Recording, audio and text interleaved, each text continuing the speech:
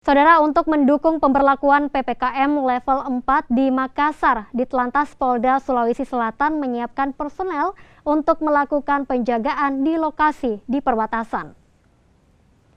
Para personil Ditlantas Polda Sulawesi Selatan akan melakukan penjagaan di perbatasan Kota Makassar sebagai upaya penyekatan lalu lintas orang yang akan keluar atau masuk Kota Makassar. Rencananya, selain melakukan penyekatan, petugas juga akan menyosialisasikan protokol kesehatan terhadap masyarakat Kota Makassar.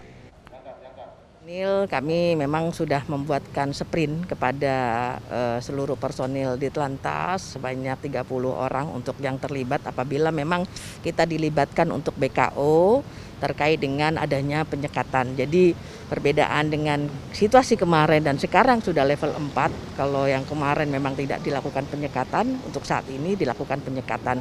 Kita masih menunggu bagaimana kerjasama dengan pemerintah kota maupun pemerintah provinsi, sehingga bagaimana nanti SOP-nya yang akan kita laksanakan dengan kenaikan level menjadi level 4 ini, kita menunggu bagaimana juga terkait dengan Satgas Covid dalam melaksanakan ataupun mengaplikasikan penerapan dalam level 4 ini.